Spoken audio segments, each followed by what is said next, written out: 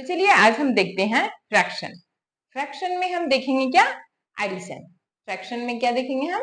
Addition यानी जोड़ना, addition यानी जोड़ना। अब यहाँ देखिए हमारे पास दो क्वेश्चन है।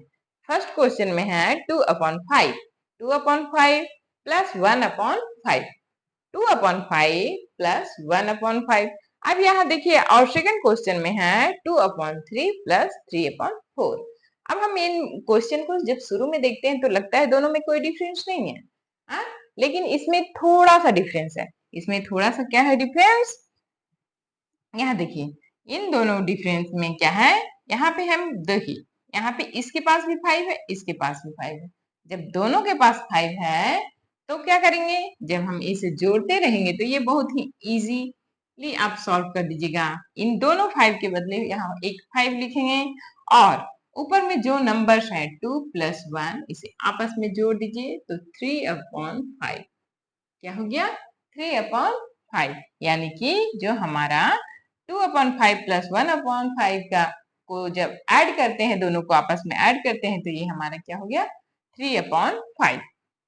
वहीं पे जब दोनों का डिनोमिनेटर सेम नहीं है, दोनों का डिनोमिनेटर अलग अलग है, तब इसको बनाने के लिए सबसे पहले हमें क्या करना पड़ेगा? हमें इनका क्या करना पड़ेगा? इक्विवेलेंट फ्रैक्शन निकालना पड़ेगा। हमें क्या करना है? इक्विवेलेंट फ्रैक्शन निकालना है, या फिर आप एलसीएम के थ्रू भी बना सकते हो। तो पहले हम देखते हैं कि इन दोनों का इक्विवेलेंट फ्रैक्शन निकालते हैं, और इक्विवेलेंट फ्रैक्शन निकाल के हमें क्या करना है? तो हमें दोनों के डिनोमिनेटर को समान कर लेना है। दोनों के डिनोमिनेटर को क्या करेंगे? समान कर लेंगे। तो जैसे देखिए यहाँ पे हम क्या है 2/3 का अगर हम फ्रैक्शन फॉर्म इक्विवेलेंट फ्रैक्शन निकालते हैं तो क्या होगा कि इसमें हम 1 से नहीं 2 से मल्टीप्लाई करेंगे तो क्या हो जाएगा दोनों में? मैंने आपको इक्विवेलेंट फ्रैक्शन निकालना सिखाया है। 2 2 जा 4 एंड 3 2 जा 6। एक हो गया, ये सबसे पहला तो ये है, ये दूसरा हो गया। अब 2/3 मल्टीप्लाई, दोनों तरफ मल्टीप्लाई 3 से करिए तो हो गया, क्या हो गया?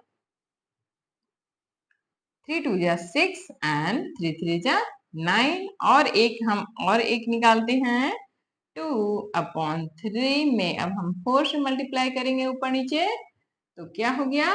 8/12, 8/12। यानी कि हमारे पास कितने आ गए यहाँ पे? ये 2/3 का ये इक्विवेलेंट फ्रैक्शन, तीन इक्विवेलेंट फ्रैक्शन हमने निकाला। अब देखिए दूसरा है 3/4 का इक्विवेलेंट फ्रैक्शन हम निकालते हैं। तो 3/4 का मल्टीप्लाई करेंगे 2 से दोनों में तो क्या होगा? 3 2 जा 6 और ये हो गया 4 2 जा 8। अब ये पहला है, फिर हम 3/4 में 3 3 से मल्टीप्लाई करते हैं तो इक्विवेलेंट फ्रैक्शन पहले निकालेंगे। 3 3 जा 9 और यहाँ 4 3 जा 12। अब देखिए जहां आपको डिनोमिनेटर सेम आ जाता है वहीं पे आप छोड़ दीजिए, वहीं पे आप क्या करिए? छोड़ दीजिए। अब यहाँ देखिए यहाँ पे इसके पास 4 है, इसके पास 3 है, इसके पास 6 है, इसके पास 8 है, इसके पास 9 है, इसके पास 12 है। लेकिन ये जो 9 8 12 है और इसके पास भी 12 है ना? हाँ, तो अब हम क्या करेंगे? इन इन दोनों नंबर्स को लिखने के बजाय हम इन दोनों नंबर्स को लिखकर जोड़ देंगे। तो इनके बदले हम क्या लिखेंगे? 2/3 के बदले हम लिखते हैं 8/12 प्लस 9/12, 8/12 प्लस 9/10। अब इसे हम प्लस कर दिए तो फिर हम क्या करेंगे? जब दोनों का डिनोमिनेटर समान हो गया तो हम ये काम कर रहे हैं कि दोनों का हम क्या कर दिए? 12, दोनों के पास डिनोमिनेटर 12 हो गया तो एक 12 लिख दिए। अब 8 प्लस 9 तो हमारा क्या हो गया? तो हमारे पास क्या हो जाएगा? तो देखिए 8 और 8 हो गया 16 एंड 17/12। तो इसका आंसर क्या हो जाएगा? 17/12, 17/12। यानी कि सबसे पहले हमको क्या करना है?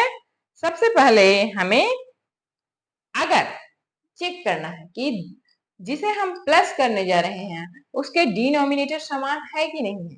अगर डिनोमिनेटर समान है तो हम क्या करेंगे, उसे a इस प्रकार प्लस कर देंगे। डिनोमिनेटर समान रहेगा तो हम डिनोमिनेटर नीचे लिखते हैं और ऊपर में जो नंबर रहता है बस वही जुड़ता है, और जो नीचे में जो डिनोमिनेटर रहता है वो डिनोमिनेटर वही हो जाता है। और जब डिनोमिनेटर सेम नहीं हो, जब इसे हर बोला जाता है, हिंदी में क्या बोलते हैं, हर। अगर ये हर दोनों का असमान है, दोनों का हर असमान है, दोनों का डिनोमिनेटर असमान है, तो पहले आप क्या करिए, mixed fraction sorry equivalent fraction निकाल लीजिए।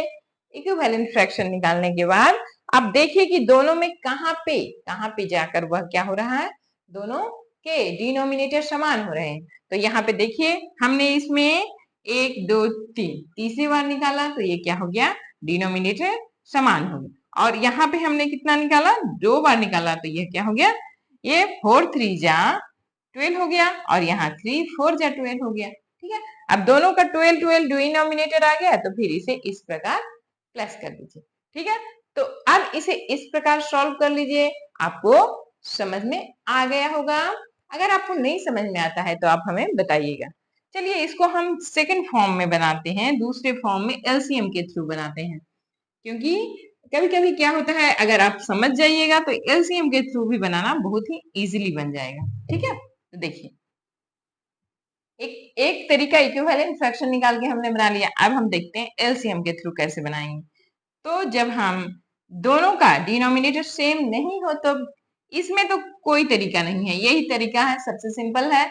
आपको करना क्या है, इसमें 5 के दो अगर सबके डिनोमिनेटर समान हो तो इसको एक के फ्रैक्शन फॉर्म का ऑब्लिक का निशान दे दीजिए और ये 5 लिखिए, और 2 5 है उसके बदले यहाँ एक 5 लिखिए और ऊपर के नंबर को जोड़ दीजिए और ये हो गया। ठीक है, अब यहाँ जहाँ पे दोनों का डिनोमिनेटर असमान है वहां पे हमको एलसीएम निकालना रहता है। अब देखिए जो ये 3 है और ये 4 है, इन दोनों का एलसीएम निकाल लीजिए। तो हमने देखा था आप 3 और 4 का एलसीएम लिस्ट कॉमन मल्टीपल, तो यहाँ पे देखिए यहाँ सबसे पहले 2 से डिवाइड होगा, 3 में डिवाइड नहीं होगा, इसमें 2 से होगा, तो हम 2 से 3 और 1 यहाँ 3 से, यानी कि हमारा क्या नंबर हो गया, 2 2 जा 4 4 3 जा 12। हमारा क्या हो गया, एलसीएम निकालने के बाद क्या आ गया, 3 4 का एलसीएम निकाले तो क्या आ गया, 12 आ गया। एक और तरीका है जो आप यूज कर सकते हो, आप क्या कर दीजिएगा, इन दोनों को आपस में मल्टीप्लाई कर दीजिएगा। क्या करना है, इन दोनों 4 और 3 को आपस में क्या करेंगे, मल्टीप्लाई कर देंगे। तो मल्टीप्लाई करे तो क्या आया, 12 आ गया। क्या आ गया, 12 आ गया। 4 3 जा 12। या तो आपको नहीं समझ में आता है तो एलसीएम निकाल लीजिए, उससे भी नहीं समझ में आता है तो इक्विवेलेंट फ्रैक्शन निकाल के बना लीजिए इजीली। ठीक है, अब देखिए इन दोनों को आपस में हम मल्टीप्लाई कर दिए। ठीक है, तो जब हम आपस में मल्टीप्लाई करें तो क्या आ गया, 12 आ गए। अब उसके बाद करना क्या रहता है, अब 2/3 का ये 3 से इस 12 में डिवाइड कर दीजिए तो कितना आएगा, 3 से अगर हम 12 में डिवाइड करेंगे तो हो जाएगा 4 आएगा ना। 4 से क्या करो, इसमें मल्टीप्लाई कर दीजिए, 4 2 जा 8, 4 2 जा 8 और प्लस का मार्क दीजिए। अब 4 से 12 में डिवाइड करेंगे तो क्या होगा, 3 4 3 जा 12 और 3 से ऊपर में मल्टीप्लाई करिए तो 3 3 जा 9। तो हमारा क्या हो गया, 8 9 और 8 हो गया 17/12, 17/12। यही हमारा इससे पहले भी आया था। इसको बस थोड़ा सा समझना है, इसको आप समझ जाओगे तो आप बहुत ही जल्दी इजी क्वेश्चन को सॉल्व कर लोगे। डिनोमिनेटर अगर असमान रहे तब ये रूल यूज किया जाता है। ठीक है, इससे पहले आप इसी प्रकार हम सब्ट्रैक्शन भी देखेंगे, लेकिन पहले आप एक और क्वेश्चन को हम देखते हैं।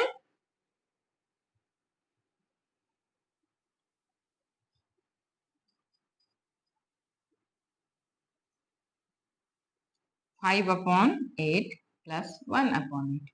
अब देखिए इसमें क्या करना है हमको, इसमें दोनों के पास डिनोमिनेटर है, जहां डिनोमिनेटर सेम है तो यहाँ पे 8 लिखे और 5 प्लस 1, ये थोड़ा ऊपर हो गया तो 6/8 हो गया। ये हमारा तो बन गया। अब इस यहीं पे दूसरा हम बनाते हैं, जहां पे हम लिखते हैं, क्या लिखेंगे, 6 अपॉन, मान लीजिए मैंने 7 लिखा और यहाँ पे प्लस